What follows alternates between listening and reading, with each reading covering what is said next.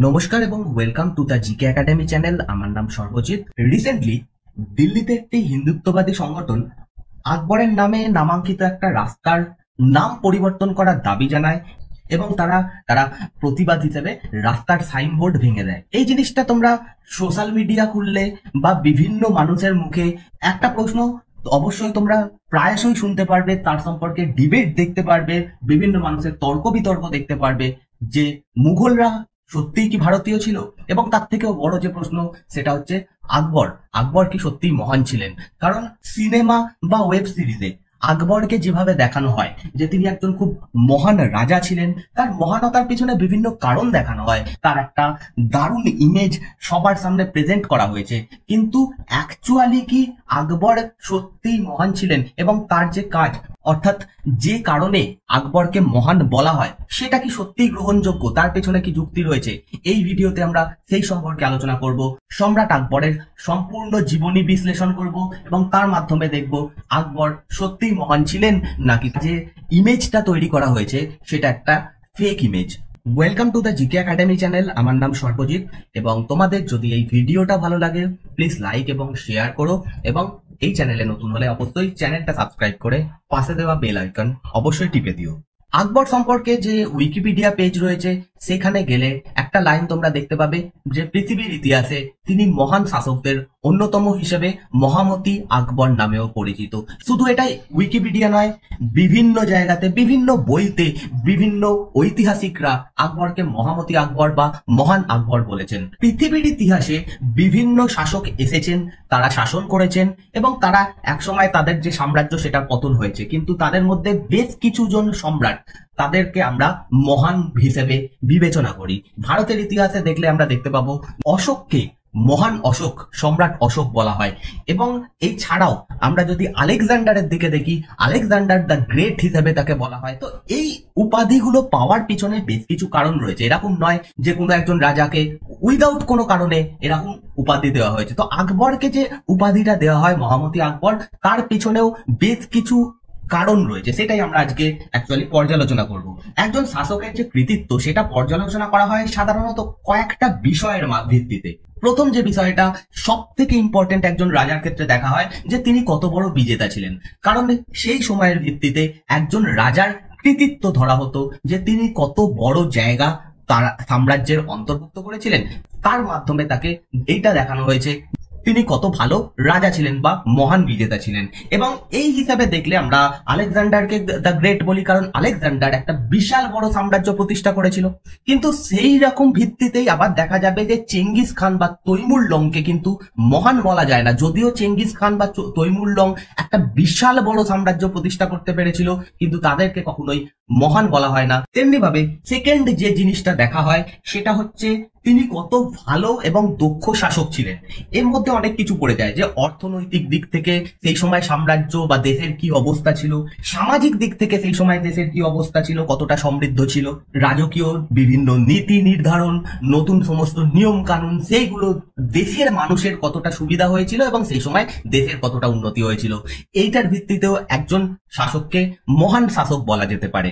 তৃতীয় যে দিকটা দেখা যায় সেটা হচ্ছে ধার্মিক দিক থেকে, অর্থাৎ একজন রাজা সে একটা নির্দিষ্ট ধর্ম পালন করবে, তার ধর্ম বাদ দিয়ে অন্য ধর্মের প্রতি তার কি দৃষ্টিভঙ্গি ছিল, বা কোনো একটা ধর্ম প্রচারের ক্ষেত্রে, কোনো একটা কালচার প্রচারের ক্ষেত্রে কোনো একজন রাজার কতটা ভূমিকা ছিল, সেটার ভিত্তিতেও একজন রাজাকে মহান হিসেবে ধরা যেতে পারে। যেমন আমরা যদি অশোকের কথা ধরি, অশোক বিভিন্ন দিক থেকে তো মহান ছিলেন অবশ্যই, কিন্তু তার একটা বিশেষ দিক ছিল, তিনি বৌদ্ধ ধর্মকে বিশ্ব ধর্মে পরিণত করতে পেরেছিলেন। যে বৌদ্ধ ধর্ম উত্তর ভারতের একটা সংকীর্ণ অংশে অবস্থান করছিল, সেই বৌদ্ধ ধর্ম ভারতের যে বাউন্ডারি সেইটা পেরিয়ে পৃথিবীর বিভিন্ন জায়গাতে পৌঁছে যায়। তো সেই জন্য অশোককে এই ভিত্তিতে একজন শ্রেষ্ঠ শাসক বলা যেতে পারে। এবং ফোর্থ হচ্ছে তার সময় স্থাপত্য, শিল্প, সাহিত্য, কালচার, এই সমস্ত দিকে কতটা উন্নতি হয়েছিল, সেই শাসকের কতটা অবদান ছিল এই সমস্ত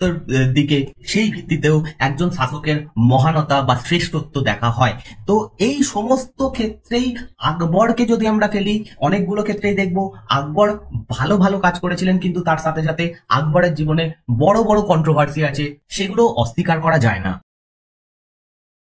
আকবরকে মহান প্রমাণিত করার যে ইতিহাস সেটা শুরু হচ্ছে ব্রিটিশ সময়কাল থেকে।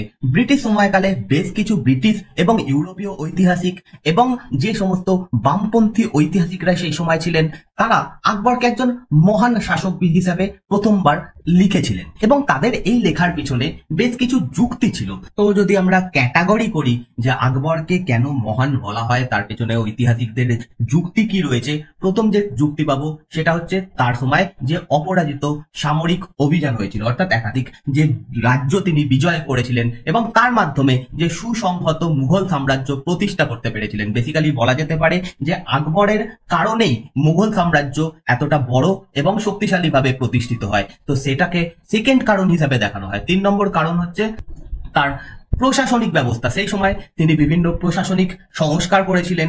যে মুঘল শাসন ব্যবস্থা সেটা তার তৈরি, তার সময়ে শাসনের যে সমৃদ্ধি সেইগুলোকে 3 নম্বর কারণ হিসেবে দেখানো হয়। 4 নম্বর কারণ হিসেবে যেটা দেখানো হয় সেটা হচ্ছে তার ব্যক্তিত্ব। তিনি একজন মহান ব্যক্তিত্বের মানুষ ছিলেন, এটা বলা হয়। তার অনেক গুণ ছিল, যদিও এটা অনেক ঐতিহাসিক বলেন যে আকবর সম্ভবত অশিক্ষিত ছিলেন, তিনি পড়াশুনো জানতেন না, লিখতে জানতেন না বা পড়তে জানতেন না, কিন্তু তা সত্ত্বেও তার অনেক গুণ ছিল। তার সময় একটা নবরত্ন সভা ছিল, সেই নবরত্ন সভাতে যারা জ্ঞানী গুণী ব্যক্তি ছিল তারা সমৃদ্ধ হয়েছিল, কারণ তারা যে ফ্রিলি কাজ করতে পেরেছিল, তাদের যে লেখা, তাদের রচনা, ছবি আঁকা যাই করেছিল, তার কারণ হচ্ছে আকবর একজন মহান ব্যক্তিত্ব ছিলেন, তিনি তাদেরকে সেই সুযোগটা করে দিয়েছিলেন। 5 নম্বর কারণ যেটা বলা হয়, যদিও তিনি একজন মুসলিম ছিলেন, অর্থাৎ ইসলাম ধর্মের ফলোয়ার ছিলেন, কিন্তু তিনি কখনোই এইটা দেখেননি যে ইসলাম ধর্মাবলম্বী যারা মানুষ তাদেরকে তিনি বিশেষ সুবিধা দেবেন। তিনি অন্যান্য ধর্মের মানুষদেরকে অনেক সুযোগ সুবিধা দিয়েছিলেন, তাদের সবাইকে সমান সুযোগ সুবিধা দিয়েছিলেন। এরকম বলা হয় যে আকবর সতী প্রথা বন্ধ করেছিলেন। এছাড়া তিনি একটা বিশেষ ধর্ম মত চালু করেছিলেন। এবং 6 নম্বর যে কারণ দেখানো হয় সেটা হচ্ছে তিনি অনেক হিন্দু রাজকন্যাকে বিবাহ করেছিলেন এবং তাদের সঙ্গে খুব ভালো সম্পর্ক তৈরি করেছিলেন। তার সঙ্গে বিভিন্ন শিখ গুরুদের ভালো সম্পর্ক ছিল, তার সঙ্গে রাজপুতদের ভালো সম্পর্ক ছিল। তিনি একজন সহনশীল ব্যক্তি ছিলেন এবং এই সমস্ত কারণগুলো দেখানো হয়। আকবরের আসল নাম ছিল আবুল ফাতে জালালউদ্দিন মোহাম্মদ আকবর, যিনি 1542 খ্রিস্টাব্দের 15ই আগস্ট জন্মগ্রহণ করেন এবং 1605 খ্রিস্টাব্দের 27 অক্টোবর মারা যান। সিংহাসনে বসেন 1556 খ্রিস্টাব্দে, যে সময় তার পিতা হুমায়ুন মারা যান এবং তারপর থেকে 1605 অব্দি একটা বড় সময় শাসন করেন। তার মধ্যে প্রথম যে সময়টা, সেই কিছুদিন তিনি বৈরাম খান, পালিত মাতা যার নাম হচ্ছে মহামাঙ্গা, তো এদের নেতৃত্বে থাকলেও তারপর থেকে তিনি সম্পূর্ণ নিজে একটা সুসংহত শাসন ব্যবস্থা প্রতিষ্ঠা করতে পেরেছিলেন। আকবরের জীবনী সম্পর্কে জানার জন্য আমাদের আরো কিছুটা পিছনে পৌঁছে যেতে হবে। সময়টা হচ্ছে 1539 খ্রিস্টাব্দ। হুমায়ুন চৌসার যুদ্ধে শের শাহ সুরির কাছে পরাজিত হন এবং তারপরের বছর অর্থাৎ 1540 খ্রিস্টাব্দে কনৌজ বা বিলগ্রামের যুদ্ধে পুনরায় তিনি শের শাহ সুরির কাছে পরাজিত হন এবং এরপরে তাকে ভারত ত্যাগ করে পশ্চিম দিকে পালিয়ে যেতে হয়। সেই সময় তার সঙ্গে বিবাহ হয় হামিদা বানু বেগমের। এই সময় হুমায়ুনের কাছে কোনো রাজ্যপাট ছিল না, বিভিন্ন জায়গায় তিনি সাহায্য প্রার্থনা করছিলেন এবং বিভিন্ন জায়গাতে ঘুরে বেড়াচ্ছিলেন। এই অবস্থাতে আজকের যে সিন্ধ, সেখানে অমরকোট বলে একটা জায়গা রয়েছে, অমরকোটে জন্মগ্রহণ করেন আকবর। এখানেই তিনি তার যে বাল্যকাল সেটা কাটান, অর্থাৎ তার শিক্ষা, তার যুদ্ধবিদ্যা সমস্ত কিছু তিনি এখানেই কাটান, এখানেই তিনি শেখেন। তিনি যখন গজনির গভর্নর নিযুক্ত হন তখন তার বয়স মাত্র 9 বছর এবং সেই সময় তার সঙ্গে বিবাহ হয় হিন্দাল অর্থাৎ হুমায়ুনের ভাই হিন্দাল তার কন্যা রুকাইয়া সুলতান বেগমের সঙ্গে, অর্থাৎ ইনি ছিলেন আকবরের প্রথম স্ত্রী। অন্যদিকে ভারতের অবস্থা ধীরে ধীরে পরিবর্তন হতে থাকে যখন শের শাহ সুরি মারা যান। শের শাহ সুরির একজন পুত্র ছিলেন যার নাম হচ্ছে ইসলাম শাহ। এই ইসলাম শাহের সময় উত্তরাধিকার দ্বন্দ্ব শুরু হয় এবং ফাইনালি 1555 খ্রিস্টাব্দে দিল্লি পুনরুদ্ধার করেন হুমায়ুন। এই যুদ্ধে পারস্যের রাজা তাকে খুব সাহায্য করেন এবং ভারতে একজন ব্যক্তি যিনি এই যুদ্ধে বিশেষ ভূমিকা পালন করেন তার নাম হচ্ছে বৈরাম খান এবং এই বৈরাম খান প্রথম থেকে আকবরকে লালন পালন করেছেন, কারণ কিছুদিনের মধ্যেই হুমায়ুন মারা যান। 1556 খ্রিস্টাব্দে এবং সেই সময় 14ই ফেব্রুয়ারি 1556 বৈরাম খান আকবরকে রাজা হিসেবে ঘোষণা করেন। জায়গাটা হচ্ছে পাঞ্জাবের একটা জায়গা যার নাম হচ্ছে কালানৌর। এই কালানৌরে মাত্র 14 বছর বয়সে আকবর মুঘল বাদশাহ হিসেবে সিংহাসন গ্রহণ করেন। 1556 খ্রিস্টাব্দে দ্বিতীয় পানিপথের যুদ্ধ সংগঠিত হয়, যেখানে একদিকে ছিলেন বিক্রমাদিত্য হেমু, অন্যদিকে ছিলেন আকবর। আকবরের হয়ে যুদ্ধ করছিলেন বৈরাম খান। এই যুদ্ধে আকবরের নেতৃত্বে বা বৈরাম খানের নেতৃত্বে মুঘল বাহিনী জয়লাভ করে এবং দিল্লিতে মুঘল সাম্রাজ্য প্রতিষ্ঠা হয়। এই যুদ্ধগুলো সম্পর্কে আমরা এই ভিডিওর পরবর্তী পার্টে আলোচনা করব। পানিপথের দ্বিতীয় যুদ্ধে জয়লাভ করার পর থেকে বৈরাম খানের যে প্রভাব প্রতিপত্তি সেটা প্রচন্ডভাবে বেড়ে যেতে থাকে। যে জিনিসটা দিল্লির অনেকজন গণ্যমান্য ব্যক্তি মেনে নিতে পারছিল না, তাদের মধ্যে একজন ছিলেন মহামাঙ্গা এবং এর যে পুত্র ছিল তার নাম হচ্ছে আদম খান। মহামাঙ্গা কে ছিলেন? মহামাঙ্গা ছিলেন হচ্ছে আকবরের পালিত মাতা, মানে তাকে লালন পালন করেছিলেন। এই সময় বৈরাম খানের বিরুদ্ধে একটা শক্তিশালী দল তৈরি হয়, যেটা হারাম দল নামে পরিচিত। এবং এই হারাম দলের নেতৃত্বে আকবরের কাছে বিভিন্ন সময় এটা বলা হয় যে বৈরাম খান অ্যাকচুয়ালি আকবরকে সরিয়ে নিজে ক্ষমতা দখল করতে চাইছেন। তো এই সমস্ত ষড়যন্ত্র ইত্যাদির মাধ্যমে ফাইনালি আকবর কি করেন, বৈরাম খানের বিরুদ্ধে চলে যান এবং তাকে রাজ্য থেকে তাড়িয়ে দেন। তিনি তা বলেন যে সে যেন মক্কায় চলে যায়, এবং এই মক্কায় যাওয়ার পথেই 1561 খ্রিস্টাব্দে বৈরাম খানকে হত্যা করে দেওয়া হয়। যাই হোক, এটা পরে অন্য ঘটনা, কিন্তু এই সময় থেকে বৈরাম খানের যে কর্তৃত্ব ছিল আকবরের ওপর সেটা চলে যায়। 1560 থেকে 1562 এই 2 বছরে আকবর রাজা থাকলেও তার হাতে বিশেষ ক্ষমতা ছিল না, বা তাকে কন্ট্রোল করতো সেই হারাম দল, অর্থাৎ মহামাঙ্গার নেতৃত্বে একটা বিশেষ দল। এবং এই সময় যে গভর্নমেন্টটা চলে দিল্লিতে সেটা পেটিকোট গভর্নমেন্ট নামে পরিচিত। ফাইনালি 1562 খ্রিস্টাব্দে আকবর সবার কন্ট্রোল থেকে বাইরে আসেন এবং নিজে শাসন ব্যবস্থা নিজের হাতে গ্রহণ করেন। এরপর থেকে তিনি যা ডিসিশন নেবেন সমস্ত কিছু নিজেই নেবেন, এবং এরপর থেকে বেশ কিছু রিফর্ম হয়। রিফর্ম অর্থাৎ 1562 খ্রিস্টাব্দে তিনি দাসত্ব প্রথা বন্ধ করে দেন। 1563 খ্রিস্টাব্দে তীর্থযাত্রা কর তিনি বন্ধ করে দেন। সেই সময় মুসলিম বাদ দিয়ে অন্য ধর্মের মানুষদের তীর্থযাত্রা করার জন্য কর দিতে হতো, সেই কর তিনি বন্ধ করে দেন। 1564 খ্রিস্টাব্দে জিজিয়া কর বন্ধ করে দেন। জিজিয়া কর হচ্ছে অমুসলিমদের থেকে যে কর নেওয়া হতো সেটাকে জিজিয়া কর বলা হয়, সেটা তিনি বন্ধ করে দেন। 1565 খ্রিস্টাব্দে সতী ব্যবস্থা বন্ধ করে দেন। 1567 খ্রিস্টাব্দে তিনি মদ্যপান বন্ধ করে দেন। 1570 খ্রিস্টাব্দে তিনি মনসবদারি প্রথা চালু করেন। 1575 খ্রিস্টাব্দে ইবাদতখানা তৈরি করেন। 1582 খ্রিস্টাব্দে দিন ইলাহি বলে একটা নতুন ধর্ম মত তিনি চালু করেন। 1583 খ্রিস্টাব্দে তিনি ইলাহি সম্বত চালু করেন। এর সাথে সাথে বলা হয় যে তিনি বিধবা পুনর্বিবাহের জন্য তিনি কাজ করেছিলেন, তিনি আইন বানিয়েছিলেন এবং ছেলে এবং মেয়েদের বিয়ের বয়স বেঁধে দিয়েছিলেন, অর্থাৎ ছেলেদের ক্ষেত্রে 16 বছর, মেয়েদের ক্ষেত্রে 14 বছর, এরকম কাজ করেছিলেন। আকবরের সাম্রাজ্য বিস্তার সম্পর্কে জানার আগে কয়েকটা ম্যাপ আমি তোমাদের সামনে রাখবো, যে ম্যাপগুলোর মাধ্যমে দেখানো হয়েছে যে বিভিন্ন সময় যে সাম্রাজ্যগুলো ভারতে প্রতিষ্ঠা হয়েছে সেগুলো কতটা বড় ছিল। এটা হচ্ছে মৌর্য সাম্রাজ্যের ম্যাপ, যে সময় অশোক রাজা ছিলেন। একদম দক্ষিণ ভারতের কিছুটা অংশ বাদ দিয়ে প্রায় পুরো ভারত সহ আজকের আফগানিস্তান, পাকিস্তান, বাংলাদেশ, নেপাল সমস্ত অংশই অশোকের সাম্রাজ্যের মধ্যে ছিল। এখানে রয়েছে গুপ্ত এম্পায়ার অর্থাৎ সমুদ্রগুপ্ত এবং চন্দ্রগুপ্ত দ্বিতীয় বিক্রমাদিত্যের সময় গুপ্ত সাম্রাজ্য কত বড় ছিল। কাবুল কান্দাহার থেকে শুরু করে অর্থাৎ আজকের আফগানিস্তান থেকে শুরু করে মায়ানমার সীমান্ত অব্দি সম্পূর্ণ অংশ গুপ্ত সাম্রাজ্যের মধ্যে ছিল। নিচে দক্ষিণ ভারতে যদি এই অংশটা দেখা যায়, এটা বাকাটক বংশের আন্ডারে ছিল, অর্থাৎ এই বাকাটক বংশ গুপ্তদের মিত্র রাজ্য ছিল। তাছাড়া দক্ষিণ ভারতের যে অংশগুলো সেইগুলো তিনি দখল করেছিলেন, কিন্তু সেই সমস্ত জায়গাগুলো তিনি তার সাম্রাজ্যভুক্ত করেননি। তার কারণ তিনি মনে করেছিলেন যে উত্তর ভারত থেকে দক্ষিণ ভারতে শাসন করা সম্ভব হবে না। অন্যদিকে রাষ্ট্রকূট সাম্রাজ্য যদি দেখি, এই সম্পূর্ণ দাক্ষিণাত্য অংশটা রাষ্ট্রকূটদের আন্ডারে ছিল। অন্যদিকে যদি আমরা ব্রিটিশ সাম্রাজ্যের ক্ষেত্রে দেখি, যে পিঙ্ক অংশগুলো রয়েছে সমস্তটাই ব্রিটিশদের আন্ডারে ছিল। ইভেন বার্মা, আজকের মায়ানমার, সেটা ব্রিটিশ সাম্রাজ্যভুক্ত ছিল, এবং এর মাঝখানে যে হলুদ অংশগুলো ছিল সেগুলো ব্রিটিশদের আশ্রিত রাজ্য ছিল। অন্যদিকে যদি আমরা মারাঠা এম্পায়ার দেখি, শিবাজি এবং তারপরে পেশোয়া বাজিরাওয়ের সময় এত বড় সাম্রাজ্য ছিল মারাঠা সাম্রাজ্যের অন্তর্ভুক্ত। খিলজি বংশের একটা ম্যাপ, যে সময় আলাউদ্দিন খিলজি শাসন করছিলেন। আলাউদ্দিন খিলজির সময় দক্ষিণের একদম নিচের অংশটা বাদ দিয়ে এবং পূর্ব দিকের কিছুটা অংশ বাদ দিয়ে সম্পূর্ণ ভারত খিলজি বংশের শাসনের আন্ডারে এসেছিল। এরপরে ফাইনাল যে ম্যাপটা, এটা হচ্ছে আকবরের সময় মুঘল সাম্রাজ্য। এরপরে দক্ষিণ ভারতের যে অংশগুলো সেগুলো ঔরঙ্গজেবের সময় গিয়ে অন্তর্ভুক্ত হবে, কিন্তু আকবরের সময় এত বড় সাম্রাজ্য প্রতিষ্ঠা হয়েছিল এটা মুঘল সাম্রাজ্য ছিল।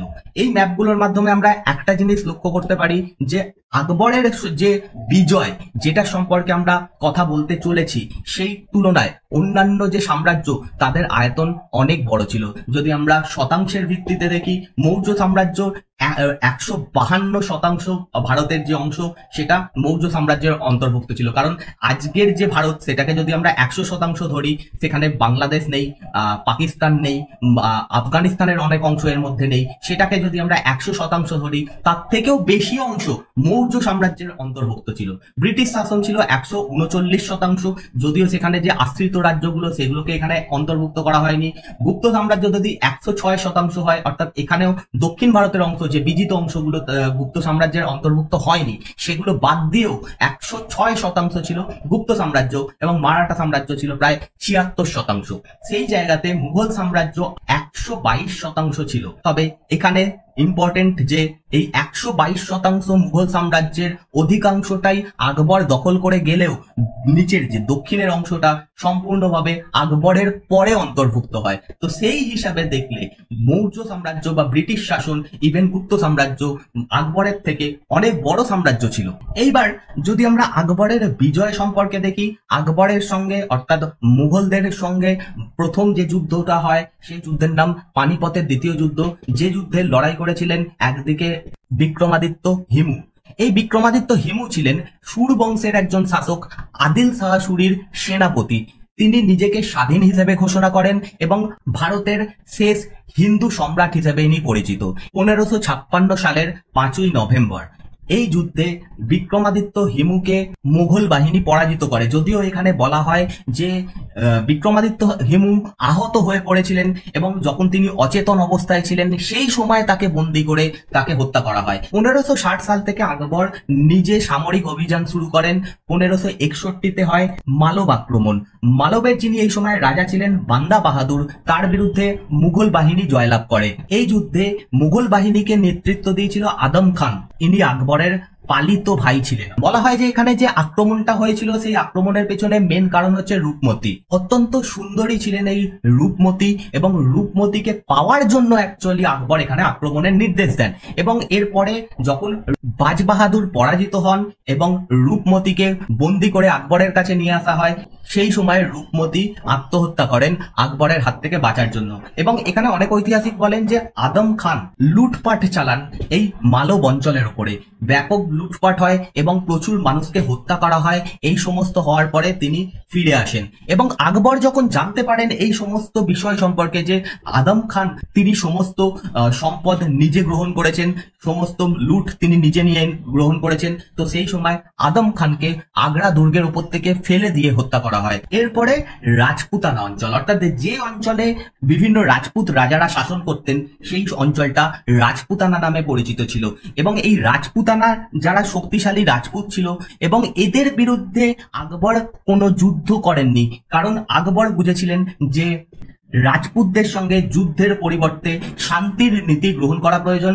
এবং যেহেতু তারা খুবই শক্তিশালী ছিল, সেই জন্য আকবর এখানে বৈবাহিক নীতি গ্রহণ করেছিলেন। 1562 খ্রিস্টাব্দে জয়পুর দখল করা হয়।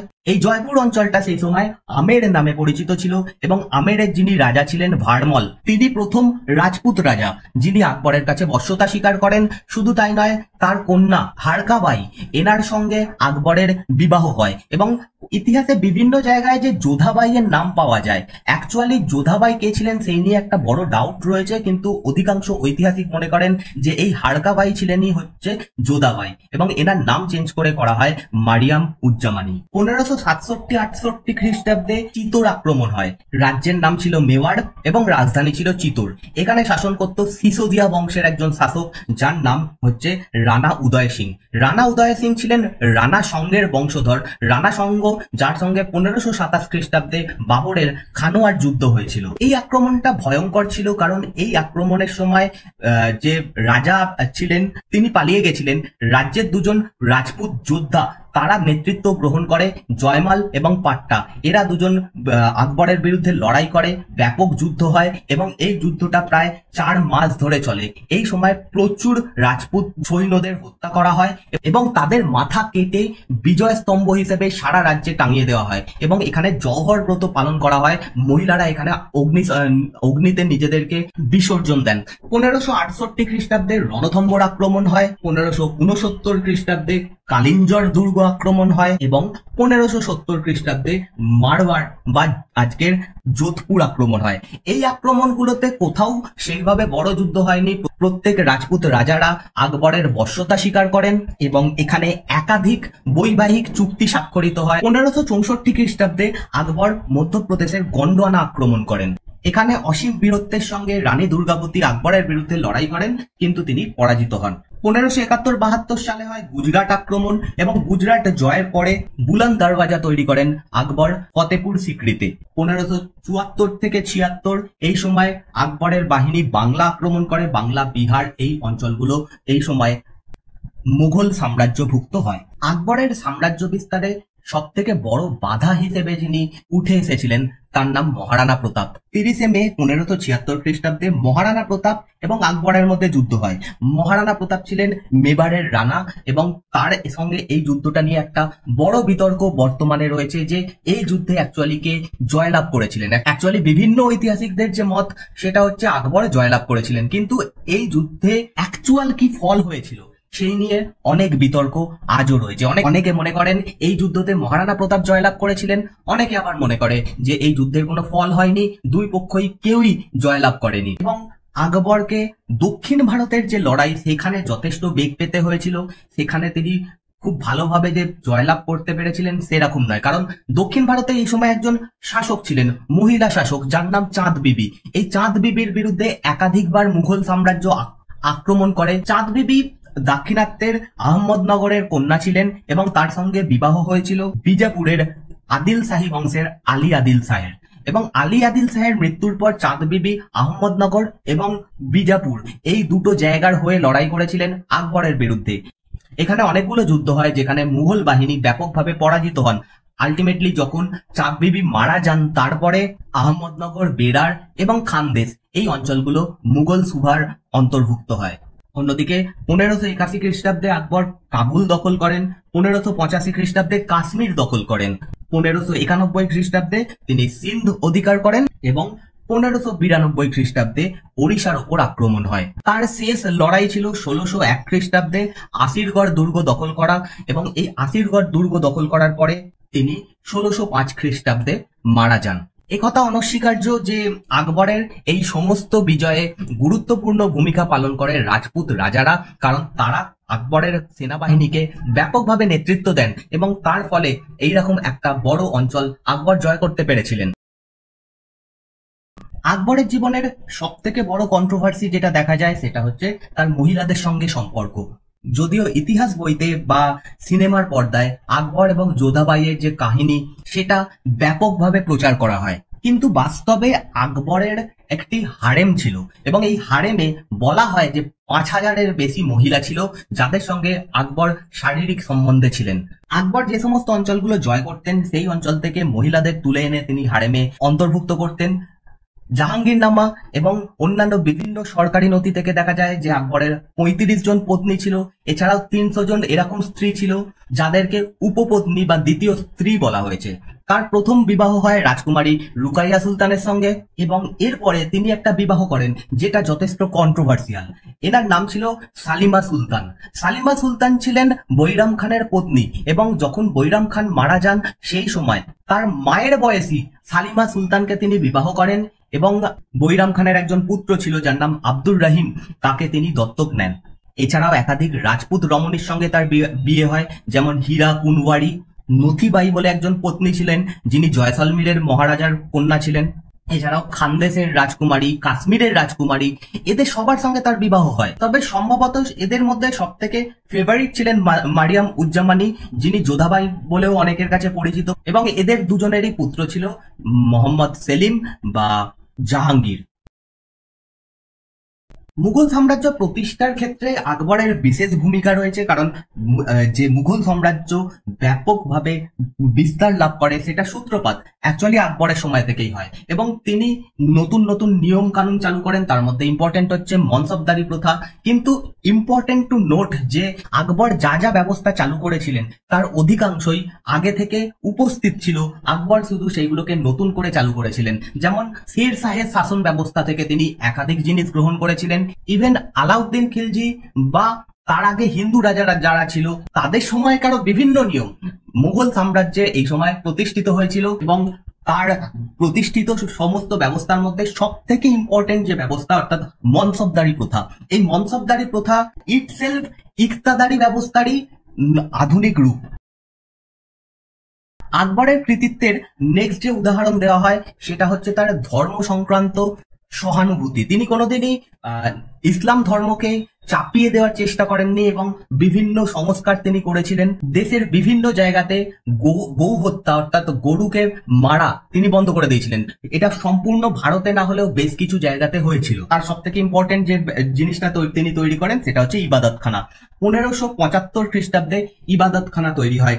ইবাদতখানা হচ্ছে ফতেপুর সিক্রির মধ্যে একটি জায়গা যেখানে আকবর ধর্ম সংক্রান্ত চর্চা করতেন। প্রথমে ইবাদতখানায় যারা মুসলিম ধর্মগুরু ছিলেন তারা আকবরের সঙ্গে আলোচনা করতেন, কিন্তু 1577 খ্রিস্টাব্দে আকবর ইবাদতখানার দরজা সমস্ত ধর্মের জন্য খুলে দেন। শুধু তাই নয়, বিভিন্ন ধর্মের যারা বড় বড় গুরু ছিলেন সেই সময় তাদেরকে তিনি ইবাদতখানায় আহ্বান জানান। এইভাবে হিন্দু ধর্ম থেকে ছিলেন পুরুষোত্তম দাস, জৈন ধর্ম থেকে ছিলেন হরিবিজয় সুরি, যাকে তিনি জগৎগুরু উপাধি দিয়েছিলেন। এছাড়াও আরো একজন ছিলেন জৈন ধর্ম থেকে যার নাম ছিল হচ্ছে জৈন চন্দ্র সুরি। পার্সি ধর্মকে রিপ্রেজেন্ট করতেন দস্তুরজি এবং মেহেরজি।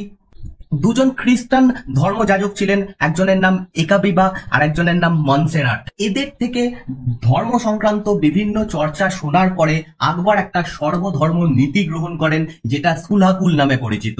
সমস্ত ধর্মের ভালো ভালো দিকগুলো নিয়ে তিনি একটা নিজস্ব ধর্ম মত চালু করেছিলেন যেটার নাম দিন ইলাহি, এবং এই দিন ইলাহি 1582 খ্রিস্টাব্দে চালু হয়। কিন্তু এখানে উল্লেখ্য যে দিন ইলাহি অন্য ধর্মের মতো বা অন্যান্য কোনো ধর্ম মতের মতো ব্যাপকভাবে প্রচার লাভ করেনি, বা আকবরের মৃত্যুর সাথে সাথে এই দিন ইলাহি ধর্মের পতন ঘটে এবং খুব অল্প কয়েকজন এই ধর্ম গ্রহণ করেছিলেন, যেমন আবুল ফাজল। বীরবল একমাত্র হিন্দু যিনি এই দিন ইলাহি গ্রহণ করেছিলেন। তো এক কথায় বলা যেতে পারে দিন ইলাহি কোনোদিনই অশোকের ধর্মের মতো ছিল না, কারণ অশোকের ধর্ম ব্যাপকভাবে প্রচার লাভ করেছিল এবং সেটা তার মাধ্যমে বৌদ্ধ ধর্মের ব্যাপক উন্নতি হয়েছিল, কিন্তু এই দিন ইলাহি তেমন ভাবে বিস্তার লাভ করেননি। সেই কারণে একজন বিখ্যাত ঐতিহাসিক ভিনসেন্ট স্মিথ দিন ইলাহিকে আকবরের মূর্খতা বলে লিপিবদ্ধ করেছিলেন। এছাড়াও অন্যান্য ধর্মের প্রতি তিনি সহানুভূতিশীল ছিলেন। তার সঙ্গে দুজন শিখ গুরু দেখা করেছিলেন, একজনের নাম অমর দাস আর একজনের নাম রামদাস, এবং রামদাসকে তিনি 500 বিঘা জমি দান করেন, যে জমির উপরে অমৃতসর শহর এবং পরবর্তীকালে স্বর্ণ মন্দির তৈরি হয়।